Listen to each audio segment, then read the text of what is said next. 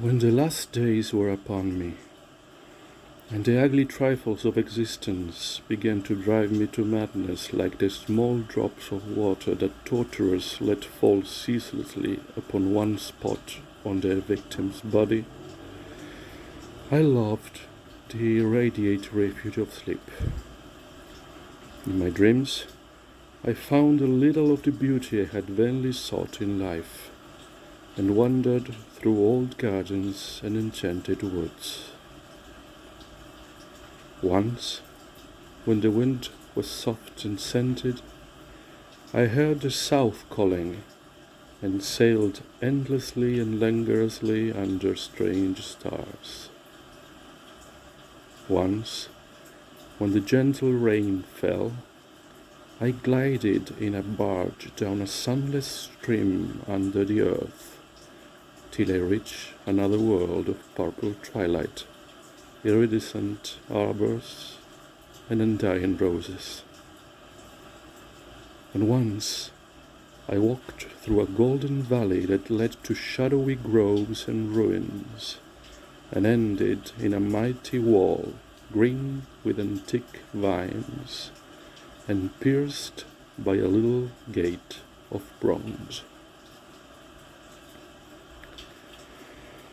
Many times I walked through that valley, and longer would I pause in the spectral half-light, where the giant trees squirmed and twisted grotesquely, and the grey ground stretched damply from trunk to trunk, sometimes disclosing the mould-stained stones of buried temples.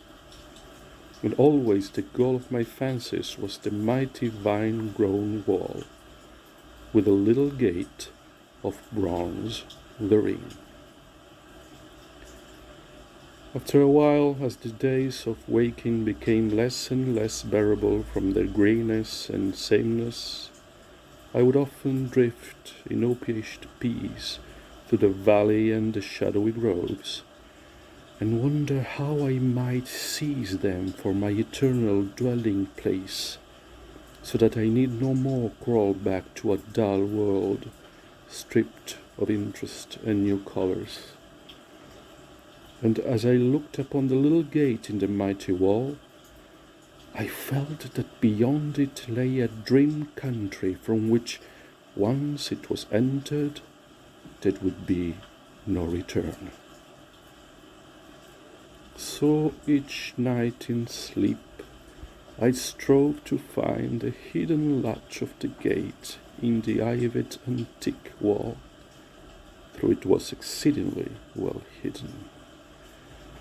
And I would tell myself that the realm beyond the wall was not more lasting merely, but more lovely and radiant as well.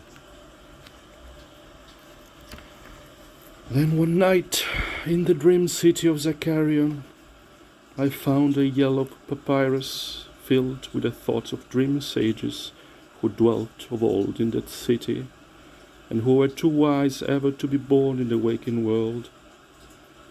Therein were written many things concerning the world of dream, and among them was lore of a golden valley and a sacred grove with temples, and a high wall pierced by a little bronze gate. When I saw this lore, I knew that it touched on the sins I had hunted, and I therefore read long in the yellowed papyrus. Some of the dream sages wrote gorgeously of the wonders beyond the irrepassable gate, but others told of horror and disappointment. I knew not which to believe, yet longed more and more to cross forever into the unknown land, for doubt and secrecy are the lure of lures, and no new horror can be more terrible than the daily torture of the commonplace. So, when I learned of the drug which would unlock the gate and drag me through, I resolved to take it when next I awaked.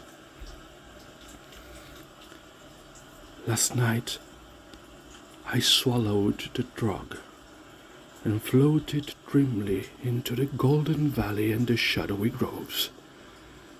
And when I came this time to the antique wall, I saw that a small gate of bronze was ajar. From beyond came a glow that weirdly lit the giant twisted trees and the tops of the buried temples, and I drifted on songfully, expectant of the glories of the land from whence I should never return. But as the gate swung wider, and the sorcery of the drug and the dream pushed me through, I knew that all sights and glories were at an end.